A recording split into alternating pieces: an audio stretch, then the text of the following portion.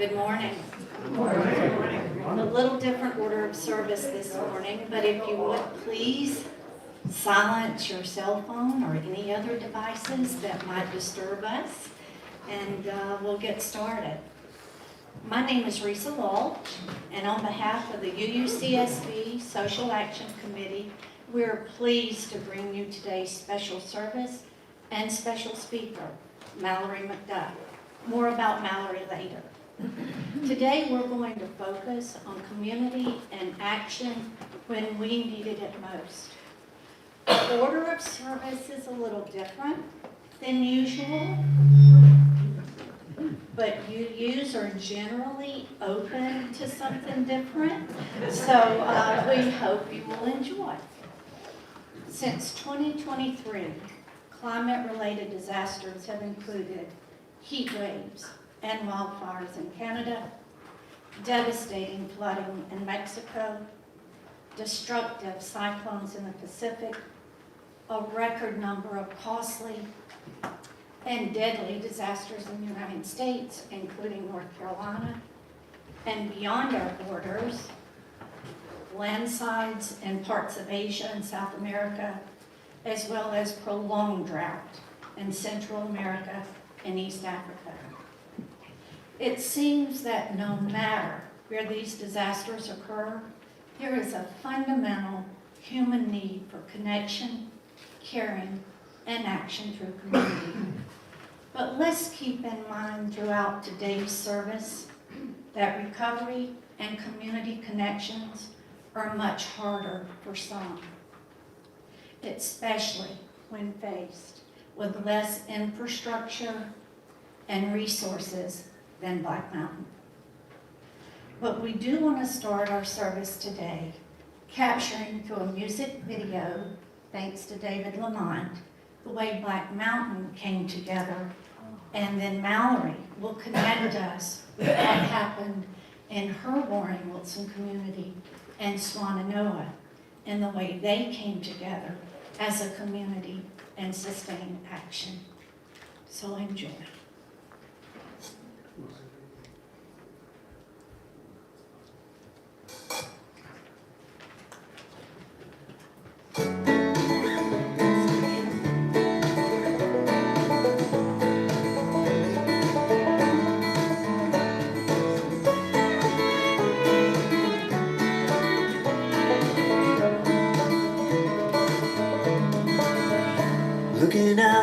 Sunday window with some few cars driving by. The main street of this river town is strangely still and quiet. The days go by so slowly with no rhythm to the song. Trying to dodge the boulders as the water rolls along. Back in March there was a meeting at the VFW. They said we're all in the same boat, but it really isn't true. Some boats have big motors and some have wooden oars. Some folks are in the water trying to swim back to the shore. Our lives hang by a thread, but you weave those threads together. They will make a rope that's strong enough to hold on to each other. If we all will pull a little, then just maybe we'll pull through. As long as I'm here, we'll be here for you.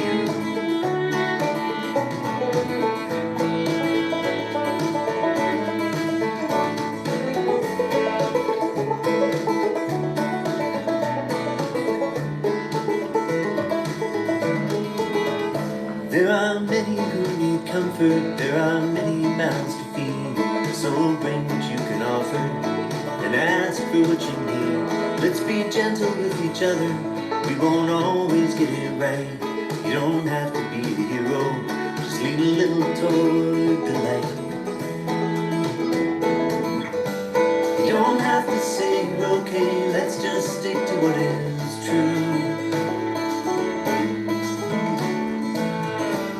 You don't have to smile and fake it, God knows I'm struggling too.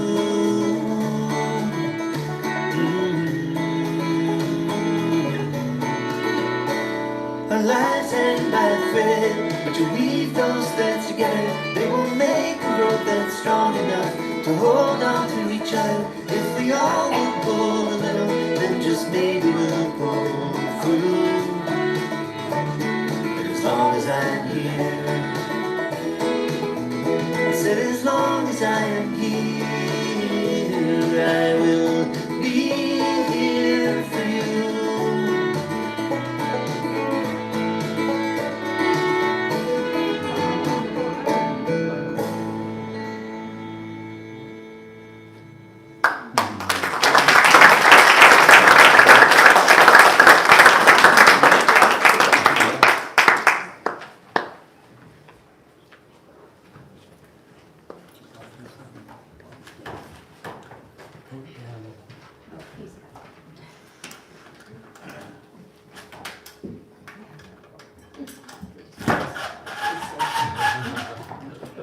Thanks, David.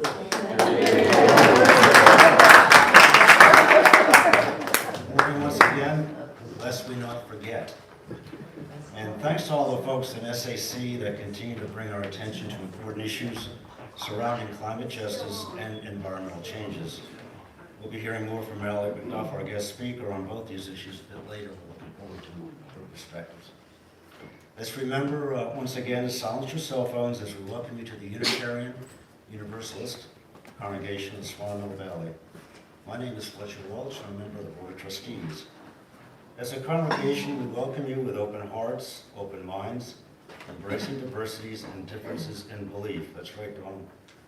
Helping us grow both individually and collectively as an engaged community. At the end of the day, it's our deeds, nurtured by our 8 principles, that best define who we are, and with equal measure our connection to the world around us.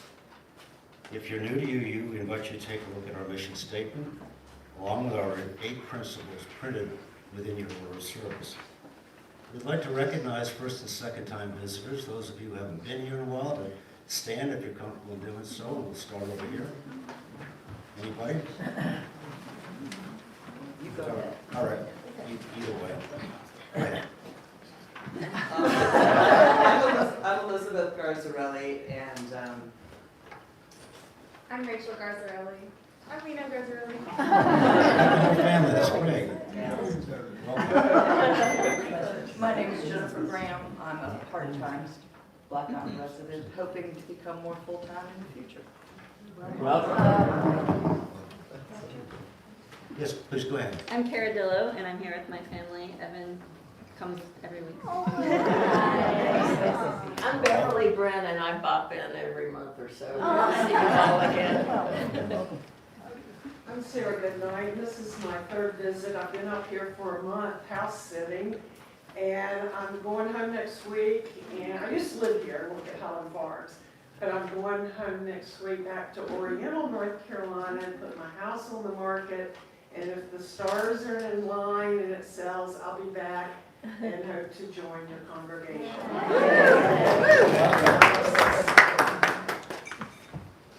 Okay, let's continue over here. It's our first time. We went through the lane here, so we're still here. So my name is Sunny Stein. I'm Morgan. Nice to have you.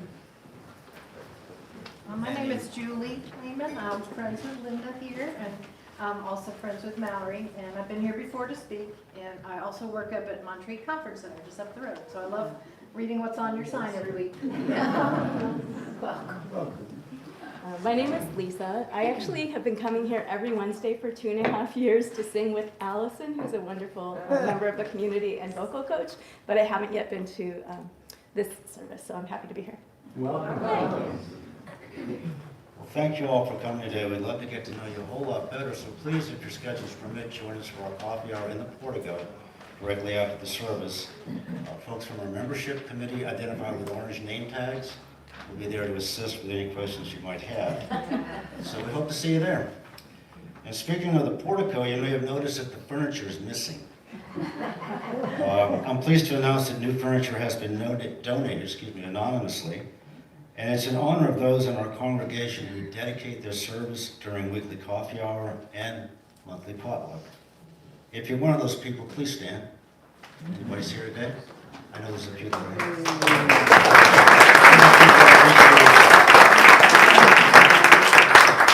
New furniture will be assembled and ready to use by next Sunday. We also have some good news that the books are back. We're trying to set up a little library again. There's a small bookshelf directly under the announcement bulletin board with books for your enjoyment. So feel free to take a book or two, check them out. And this month the book focuses on climate change and environmental issues.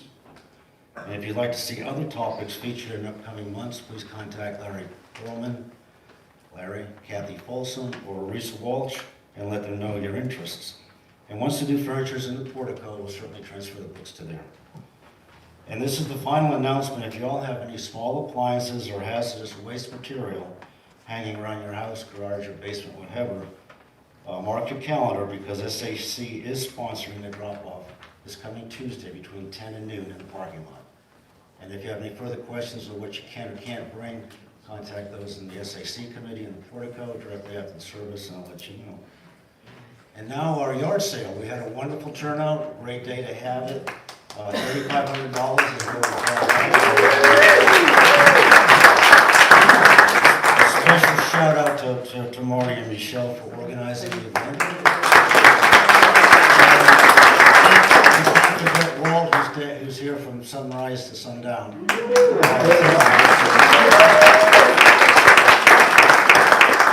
He's back there somewhere. Fletcher? Yes, ma'am. Special thanks to everyone who volunteered. It is amazing how fast we cleaned up afterwards. So thank you, everyone. Those of you who are comfortable in participating in this part of the service for their land and labor acknowledgement is located on the upper right-hand corner of the back side of the order of service. Fletcher, did you say what the total was? I missed that. What was the total that we took in from the yard sale? From the yard sale? $3,500. Thank you. You betcha. You betcha. So, if I can find my. For those, all right, I got it. So again, if you're comfortable in participating, we'll get started. We acknowledge with respect that this land is the sacred ancestral home of the Cherokee and of other native peoples who survive and continue to make their home here. We deeply regret the genocide and broken treaties by which their land was stolen and from which we all benefit. We support the Cherokee as they seek redress for these injustices. We also acknowledge that this country was built on snow and labor and denied ownership of land to enslaved Africans who continue to experience oppression, economic injustice, and generational trauma. We bear a moral and spiritual responsibility to oppose and work to eliminate the ongoing harm of white supremacy and racism.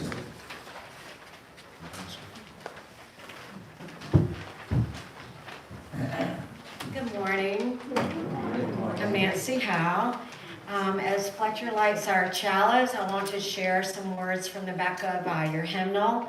From Leslie Pohl Kosbach from First Unitarian Church of Portland.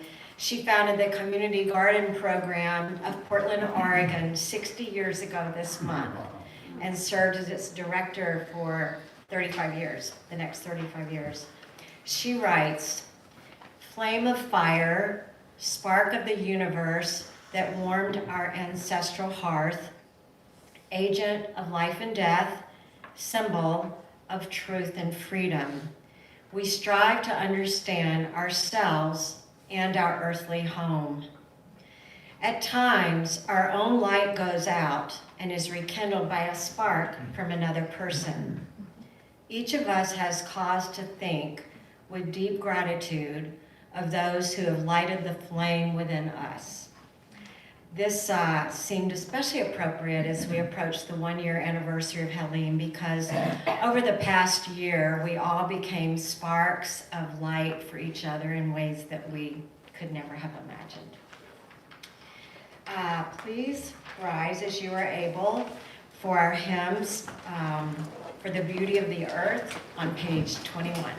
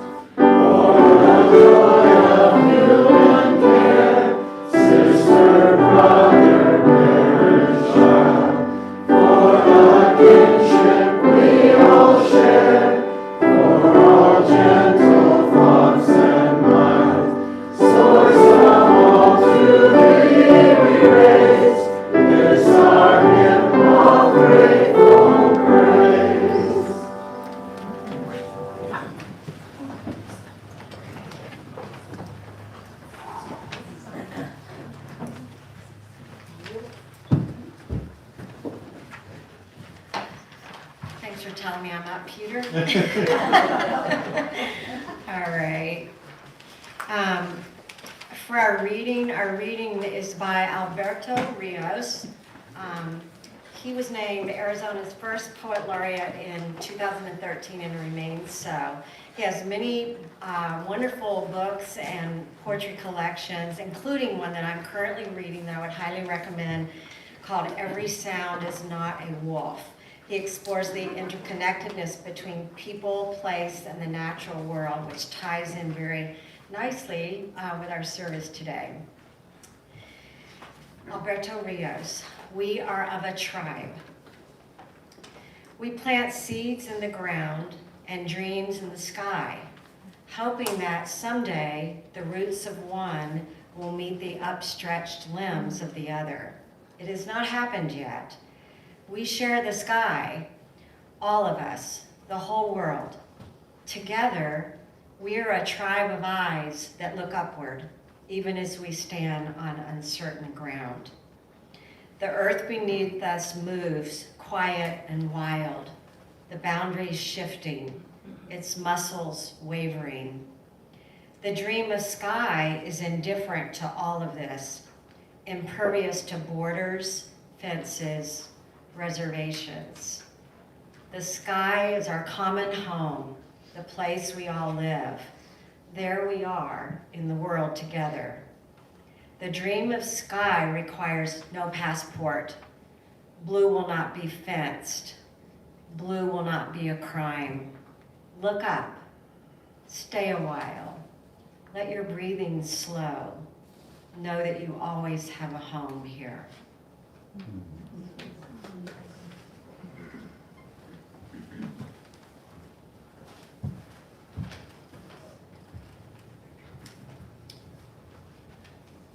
As we are gathered here today in fellowship, let us find strength in each other as we experience life's joys and sorrows.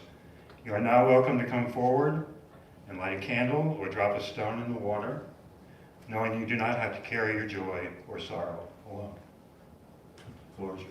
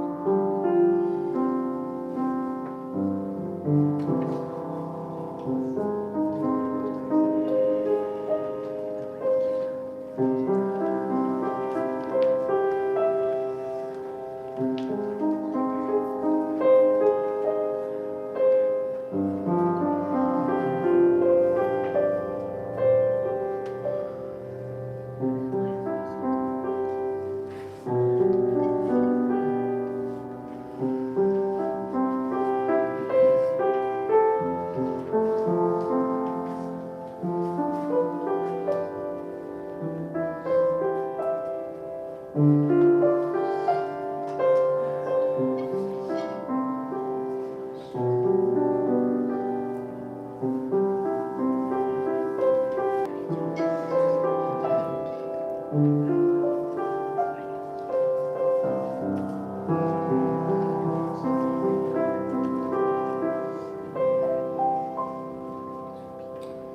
anyone need me to bring you the stones?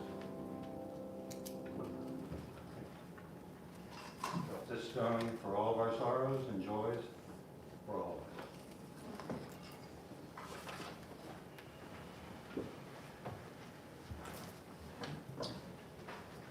We invite you today to remember the joy of giving that comes from a generous heart. Please, ushers, come up and get the basket for our offertory.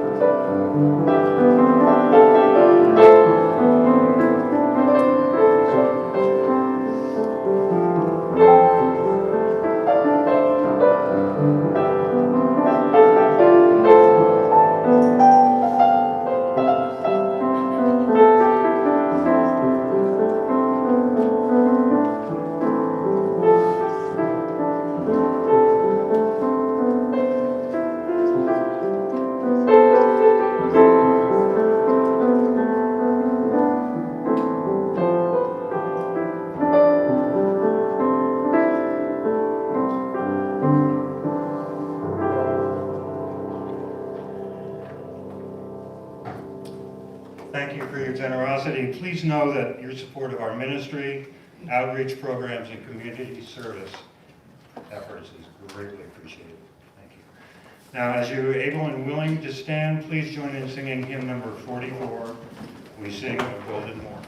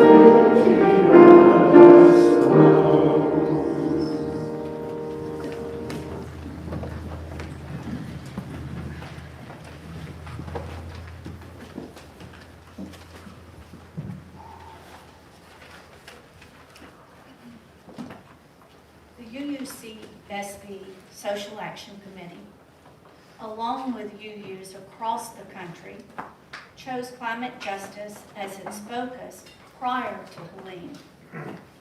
Little did we know that a tropical cyclone would dump some 20 trillion gallons of water on Georgia, Tennessee, the Carolinas, and Florida in September of 2024, producing a wide swath of damage and loss to so many communities. As our focus on climate justice unfolded, SAC hosted a documentary discussion, a special service led by Michael, a tour at Warren Wilson, and coming this week, collection of hazardous waste, and next Saturday, a book discussion on Not the End of the World, led by Kathy Folsom. More info about all of that in Portico. But SAC also wanted to find connections with others in our area, committed to sustainable action around the environment and climate justice. Nancy Howe brought our attention to Mallory and her book, Love Your Mother. 50 states, 50 stories, and 50 women united for climate justice. Some of us flipped through the book at that meeting and thought, this is good. But a couple of us agreed to do a deeper dive and really vet Mallory like we vetted some of you. Just kidding. But we wanted to see, could this woman that wrote this amazing book be a good fit for a Sunday service speaker? And so we began looking a little deeper. Mallory's website, her essays. We actually read the book in its entirety and we thought, this is pretty good. Then we invited Mallory for coffee at the Drunkulator, where all good things begin. And we spent an hour and a half together, realizing how connected we were without having ever met each other. And we thought, this could be so good for a Sunday service. Then we were connected with one of Mallory's students, Shoshana, who organized an excellent experience for 15 of our members as we visited Warren Wilson Farm and Gardens, and her students, with great joy and enthusiasm, focused on sustainable recovery and reeled us in. And we thought, wow, she's really good. She requires engaged learning through the classroom, and based on comments from our congregants, we had such a wonderful event at Warren Wilson. Then, some of us attended part of a conference at Warren Wilson about climate justice and climate action. Mallory was one of the keynote speakers. Fletcher and I looked at each other and thought, yeah, it's really good. We have to have her. So, as an educator, a tireless environmentalist, an author of books and essays, you'll want to visit her website. Consider purchasing one of her books in the Portico today. Attend just down the street from us at the end of September, Climate Change and Social Justice in the Wake of Helene, sponsored by our Presbyterian Church. Mallory's the moderator for that impressive event. But most importantly, gently nudge your mind, your heart, your spirit to hear Mallory today. It will be a very good use of your energy. Mallory, welcome.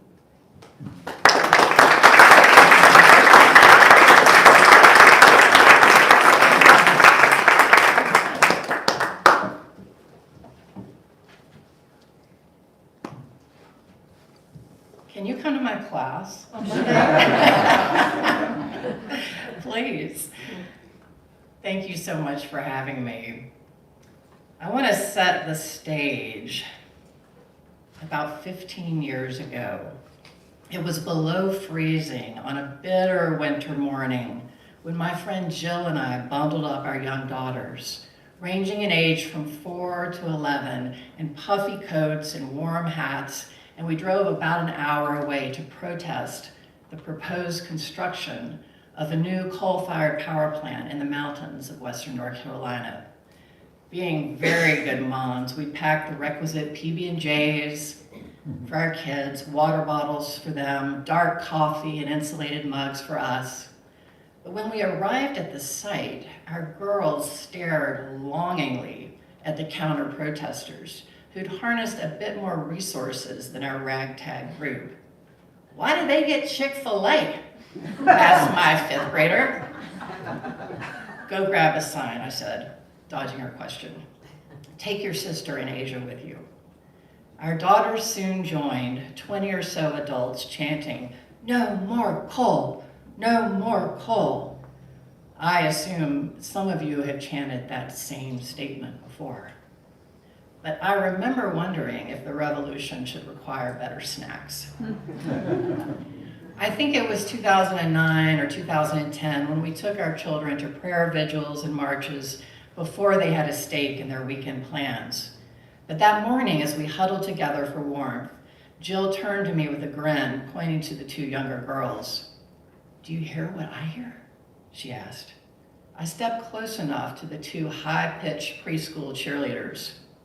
"No more cold, no more cold, no more cold." They were not aiming for irony, just reading the chilly vibe of the day. Now, like y'all, all we could do was just crack the heck up, right? We were laughing at our very good intentions, at the levity of children, the power of persistence, especially when we didn't know how the story would end. We were showing up the only way we knew how. Stressed out mothers, good-hearted educators, and glass-half-full community members, sharing our fear for the future, but also our delight in the day. In fact, it was my friend Jill, who had worked at the time for the Jesuit Refugee Services in Rome. Some of you know her. She was the one who suggested the theme for this recent book, Love Your Mother, which does feature the story of 20 women, one from each state, who are working for climate justice. Now, I've taught environmental education for 25 years while living on the campus of Warren Wilson. I'm grateful to have one of my students in the audience too. Not the audience, the faith community. But it's one and the same. There, I've raised my 2 daughters, who are now 26 and 19 years old, in our 900 square foot rental. They call themselves campus kids. And back in the day when I needed kind of to be able to focus on grading or writing or whatnot, cooking dinner, my youngest would actually started a book series called Campus Kids. I still have the file. Campus kids get chased by a bull. That happened. Campus kids get locked in a dorm. That did not happen. They are one reason, they and my students, are the primary reasons why, in reflection, I've spent my entire adult life with young people. Now, I'll say that some of the young people that I've been with over a quarter of a century, some are paralyzed by climate anxiety, like some of us. And there are others who are somehow harnessed by this uncertainty into action and reflection and community. And I am just obsessed in a very healthy way with what is the difference between that and how do we honestly hold both? Because I think it's almost impossible to be in just one camp or the other, at least for myself. In Love Your Mother, I quote a writer that I'm sure some of you know, Rebecca Solnit. I'm sure she's my friend in my imaginary world. Rebecca Solnit writes, "The qualities that matter in saving a valley or changing the world are not mostly physical courage or violent clashes, but the ability to coordinate and inspire and connect with lots of other people." And here's the part that I like. "And create stories about what could be and how we get there." To create stories of what could be and how we get there. Okay, she's got me. This directive to love your mother, of course, applies to the earth. But to me, as I wrote the book, in the back of my mind, it also applied to the women in our lives, in my life. So especially my mother. And as some of you know, my mom and my dad died when they were about my age, 2 years apart. and cycling accidents, biking to community-supported agriculture where my dad volunteered in exchange for their food. I write about that quite a bit in my book, Our Last Best Act, which is about sustainable end-of-life planning. But there's power in holding people in our hearts. Like, I deeply believe that. There is deep, visceral power. And what was so transformative for me about writing Love Your Mother, not only did I get to say that phrase, love your mother, to me about my mom, I said it to my kids, my adult kids, a few times. But after living through the impacts of Hurricane Helene, as we saw in the video created and sent to us by David Lamont, and the election of Trump, I wrestled with how to show that love and engage my students in hopeful action without denying the reality of the government cutting jobs of my graduates who committed their lives to the National Park Service, the Forest Service, AmeriCorps, and more, to the government that's sending troops into our cities. How could I learn to love this world with genocide, dictators, climate disasters impacting our little world here in the Swannanoa Valley? Like so many of you, I spent that Thursday night of the storm listening to the snap of trees all around me, waking up to a world cut off from communication, one where I needed to rely on previous connections with neighbors. Tom LaMoralia, a horticulturalist who lives next door to me and who worked at Warren Wilson for years, he was an expert with a chainsaw. Thank goodness he was my friend. Once he cleared his driveway, he headed over to mine without me even asking. And he made a lot better coffee because he was much more prepared. I was grateful for those connections. Indeed, I've read so often, and just in this past 2 weeks, about how maybe the most important thing we can do is to get to know our neighbors. We know this. We know this in our hearts, but I hadn't really thought about that as a central strategy in preparing for a world of climate justice, working toward climate justice. Sometimes it can be overwhelming. Like, what do I do? I know how to get to know my neighbor. That's something I can do. After that Friday of the storm, staff on campus and students, most of who were stranded there, gathered each morning at 9:30 a.m. for an update from President Fernandez and an allocation of jobs for everyone, ranging from my favorite, which was poop patrol. This was a group of students who flushed toilets from a well that was made active by a retired electrician named Lightning. These are real details of real life. Sometimes I do want to miss meetings at Warren Wilson, at work. You know, like sometimes meetings aren't your favorite thing to go to, but nobody missed those 9:30 meetings. What else were you gonna do? No one missed those meetings on campus of any age, at least no one I knew. We cleared debris from roads, we prepared meals for the community, and yes, we flushed toilets in dorms before we had enough porta potties for the community. Students on the farm rescued pigs who'd gone missing even though they'd been moved to higher ground. 5 days after the floods hit, when we got cell service, my younger daughter, who was at UNC Greensboro, texted me a photo from Instagram of a rental house that I'd bought, 800 square feet in Beacon Village, when I panicked during COVID and thought I'll never be able to afford to live here, you know, whenever I'm able to retire, if I ever do. So I bought this house, 5 years ago, and that's where I intended to live after I couldn't live at Warren Wilson. This picture, the water from a nearby creek had washed the land away, leaving the house intact but unstable.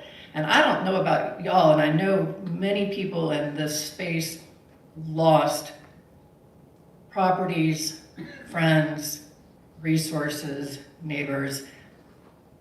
But there is a difference between, for me, growing up in coastal Alabama where we had hurricanes. My mom, in fact, had a needle-pointed map of a hurricane tracking chart in the kitchen. Okay, like we were hurricane aware, and I went through several hurricanes. But this was as we all know, this was different here, right? But there's a difference in facing a disaster when you're a helper of other people, which I was for the first week. I was like, I know how to talk to students. I can do this, to console, to comfort, to make meals. It's different doing that than facing the reality of, oh, I don't know how to fix this. And I didn't know how to fix the situation with my own little house in Beacon Village. In fact, I had no idea. I first called Tom Lamoralia, my neighbor, because he can do anything. And like many, I turned to the volunteer organizations that were offering to help, so many in this same community here in Black Mountain. And in one of my calls for help, I reached out to an organization, Samaritan's Purse. I charged my phone in my car, and then I called the number. And after we talked for a moment, I explained my situation, and she said, we can send a team out to look at your house and see what we can do. She asked me, can I pray for you? I waited awkwardly and then stammered, sure, okay. Now I grew up in Alabama. I'm a lifetime Episcopalian. I am no stranger to prayer, but I do not really make a habit of praying with people on the phone, particularly strangers. But this time I needed the help. Lord, help Mallory figure out a way forward with her house. Keep her fears at bay as she works with students in the weeks ahead. Help her to stay grounded and support them, and help them to teach her as well. This simple prayer, help me to stay grounded, brought me to tears and became my mantra for the weeks ahead, not even intentionally, right? I wasn't looking for a mantra, but helped me to stay grounded. We continued work on campus, including watching from afar as bodies of several victims were retrieved on the banks of the river that I can see from the front porch of my house. When students returned to classes after 3 weeks, we talked in class about how we might respond to the climate disaster in our larger community and in our world. One student, this was a first-year class named Alex, wrote in a reflection that collaborating with others for climate justice was where she found meaning. I'd been under the impression, she wrote, before the storm, that my actions would have to be large scale, that I would have to be revolutionary. But now I'm determined to focus on community here. Climate justice starts here, she wrote. During the spring after the floods, my students responded to an invitation, as you've heard, to design a farm and garden tour for members of this faith community, to focus on recovery after the hurricane on our land, where 4 feet of silt was dumped on our fields. One of my students, who you've heard, named Shoshana, came to services here before the field trip. Now, I would have recommended that as a wonderful suggestion before leading a group, but I didn't require it, of course. And so I was really touched that she had made that effort. So after this group of young people facilitated the field trip with your congregation, Shoshana told me, this is gonna really crack y'all up, I think. I couldn't believe how interested and curious they were about us. They were so curious about our work on the farm and the land. They actually wanted to hear from us. And that made me feel so valued. What a lesson. Her emotions from being in community reminded me of one evening I spent in Beacon Village, ground zero for so much flooding and destruction. Some of you may have gone to a meal hosted by World Central Kitchen at Blunt Pretzels, who fed people healthy food when we lacked electricity and drinking water. Tom Lamarelli, again, was the one who first took me to a meal there, and I returned. It was a place of comfort and of getting to know your neighbor. So that one evening, as I came to the front of the food line, and I felt like, okay, I'm doing okay now. I'm doing good. Here I am going to get a healthy meal. A volunteer looked me in the eye with such compassion. "We are so glad you are here," he said. "Would you like greens with your sweet potatoes and mac and cheese?" I just burst into tears. I'm not the first person to cry over a prayer or an offering of food from a stranger. I know that. But I had to wipe the tears from the sleeve of my hoodie before I held out my plate with both hands. I would love the greens. Thank you. Now, I refuse to look for silver linings from a storm fueled by climate pollution that we could prevent. We know we have the solutions. But my students, neighbors, friends, and strangers revealed to me the secret, and one secret of many, of how to love this world in its deep pain. And that's through our love offerings we share in community. It is through our love in community. Heather Cox Richardson, another friend of mine from afar, not really, but I've read everything she writes. Heather Cox Richardson suggests that one thing we can do, in addition to getting to know our neighbors, is to tell the stories of American democracy. Not necessarily on Instagram or in a speech, but talk to our friends, our kids, our grandkids about stories of building community, a neighborhood that comes together in a flood, friends who grow food to feed others, farmers who are helping with climate resilience, friends we know who call elected officials every day on the 5 Calls app. I feel so much more powerful after making those calls, that one app, 5 Calls app. It really does take 5 minutes. So in Love Your Mother, in this book, as I said, I wrote it for children and students, trying to tell those simple stories that to me make a difference, not necessarily because they're inspirational, and they are, but in writing those stories and interviewing those women, some of whom I didn't meet in person, some I did, but not all I did, I felt like I'd gained 50 friends. And that made me feel a lot less alone than sitting at my little kitchen table looking out at a beautiful view of a white barn on Riceville Road. Even in that exquisite beauty, it is very easy to feel alone. But learning stories, telling stories makes me a part of the story, and there is power in that. I'll just share 2 quick examples that are connected to this valley. The woman who represents the state of Arkansas, Donna Kilpatrick, was actually a graduate of Warren Wilson and has become a deep friend through the process of writing this book. She works for Heifer International in Arkansas and trains farmers all over the world in climate-resistant farming. And she's come down here too to get inspiration from Warren Wilson, from Hickory Nut Gap. So this is, all of a sudden, I'm a part of the story of farmers. We are made for this story. We are a part of that story.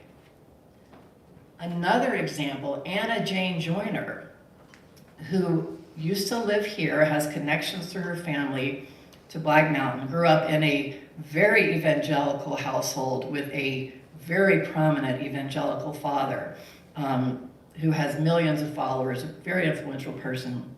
And she started the Creation Care Alliance here in this region, which works to connect faith communities with climate action. Anna Jane Joyner recently, in the past couple of years, started a company called Good Energy.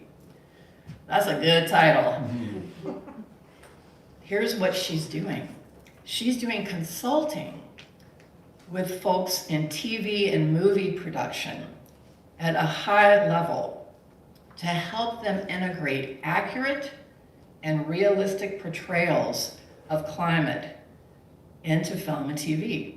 Not just the apocalyptic people running from burning flames, and we know that does happen, but that is not all the story.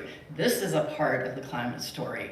People listening and joining together and responding in community. So I would encourage you to look up Good Energy, because it's just fascinating, the work she's doing. And she's getting funding to do this work too, more importantly. She's getting attention. We are a part of that story. Every one of us. We're in the middle of the story, and I do believe in our big and small ways collectively, how we show up for the people and the places that we love. That's a story I want to be a part of. That's a story worth fighting for. That's a story worth sharing. And that is a story of love. So thank you so much for the chance to speak with you all.